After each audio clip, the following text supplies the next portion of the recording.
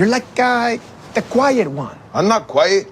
I'll never be caught being quiet. In fact, I'm always loud. Check it.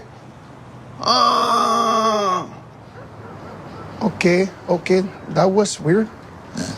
And we're back with my weekly video on the Dodge Charger Daytona EV saga that never seems to end. It is the actual never-ending story. It is astonishing that Dodge still has not gotten their act together. Word on the street is that they continue to work on update after update after update, but it takes time. It takes months. It takes development time. It takes testing time so that they don't create new problems as they're trying to solve old problems. So I understand. And so many people in the Dodge Daytona EV groups are understanding people. These are the kind of people you want to work with, work for, because they understand. They will always give the excuses as to why the thing that they bought for lots and lots of money is not working, and then embrace their decision despite it being a horrendously bad one. And those people are invaluable to the universe. We enjoy having them around. And I want to say, on one hand, I enjoy the fact that I get to watch the group and watch these people sit and deny the fact that these cars continually over and over to an astonishing level be problems for people. But on the other hand, I'm empathetic to the people that it's actually happening to. I understand and feel their pain because I can only imagine if you bought one of these cars as a daily driver and you have to every single day stress about multiple things. One, can you make it through the day on a charge?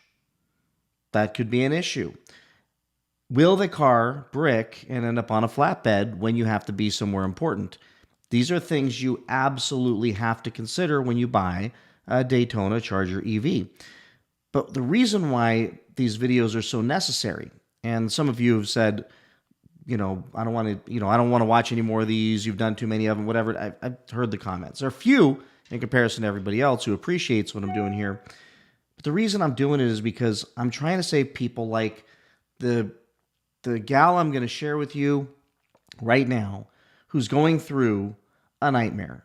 And I've shared with you many of them. And I figure if I just get one of these videos out a week, they will get out there into the algorithm and land in the hands or in front of the eyeballs of someone who's doing the research and trying to make a decision whether to step into the deep end of the shark-infested waters, which is the Dodge Daytona EV, and maybe stop for a minute and save themselves a whole lot of drama and a whole lot of standing on the side of the freeway and a whole lot of riding in flatbed trucks. So let's go and check out this week's episode of I Shouldn't Have Bought a Stage 2 Daytona Scat Pack.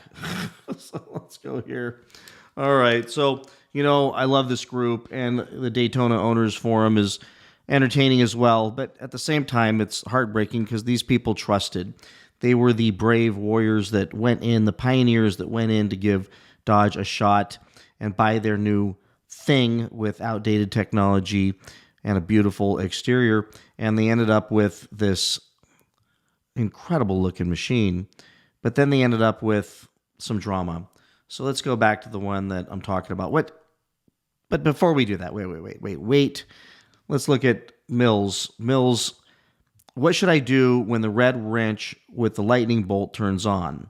Well, that's also known as the lobster, because it looks like a little lobster claw. What you should do is pray to the Dodge Daytona gods that they can get the car fixed when you take it to the shop for a reasonable period of time, so that you're not sitting there making a payment on a car that you don't have for months on end. And hopefully a simple update will solve that thing. And in many cases, it could just be your underwhelming 12-volt battery in the back that's not able to keep this car from faulting out like this very often. But you don't know. Then you get this charge level low. Some systems may be unavailable. Charge your battery. So that's a lot of fun. Something I look forward to in my gas car every day. Oh, no, I don't, because I can stop at a gas station and literally refill. In 3.5 minutes, I've timed myself, and that's after going in and buying beef jerky and a Red Bull to continue my day. But let's go back, and despite these these posts, and this one I'm going to share with you in a second, despite these posts, you can just watch. These people will jump into this forum after they buy the Daytona and post like this. Chris puts, just got it. Chris is excited. Spectacular color, gorgeous car. He even bought the RT, which is the significantly more problematic version from what I've been told from some techs.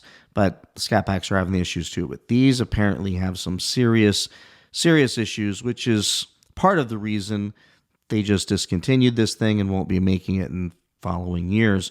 But despite him, if he took 2 minutes to just start reading in the forums, he could see the people who are talking about how happy they are. So this one, I'm considering one of these things, and despite being in the group and seeing these, he's still considering it.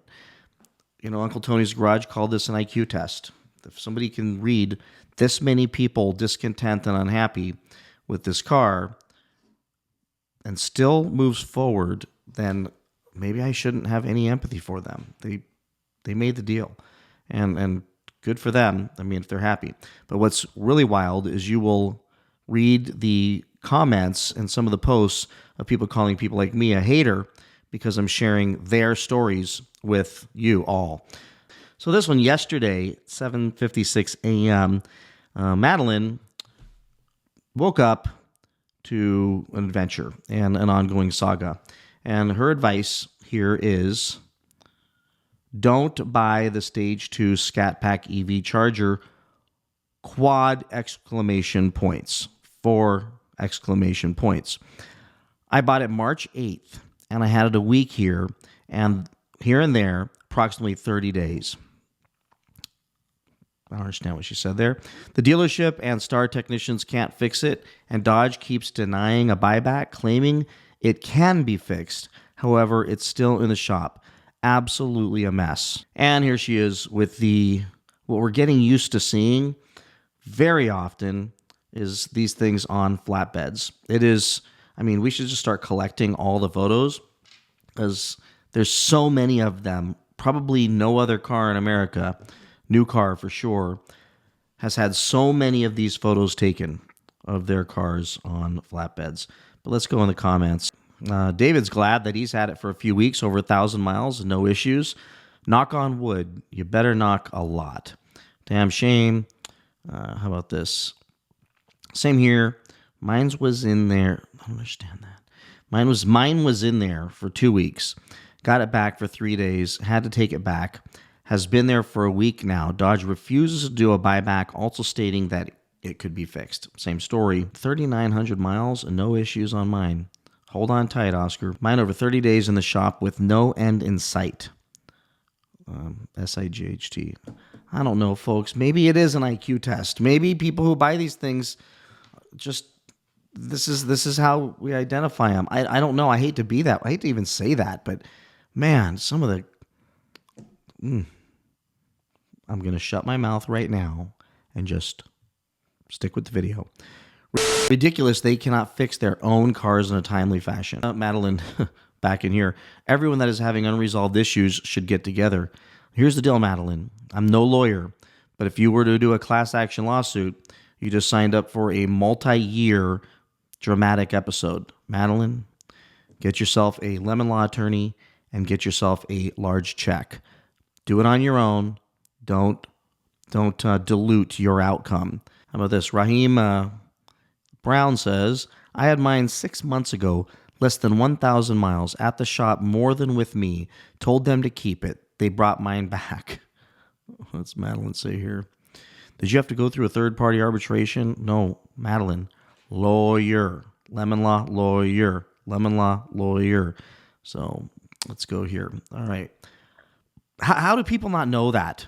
I mean, I don't know about you all, but I mean, I get ads constantly, whether it's Instagram, Facebook. I mean, anywhere I go, lemon law lawyers, on the radio, on TV, on billboards. I mean, my gosh, on freaking toilet paper in the public restroom. I mean, the ads are everywhere. Why do people just not realize, just get a lemon law lawyer and let them run with it?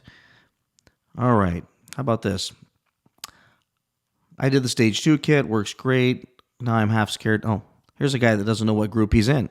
He's talking about what he did to his jailbreak, and I don't. Why are you here? Yeah. So, all right. This guy's is. If it's a previous generation Charger, those things are butt ugly. At least they run. All right.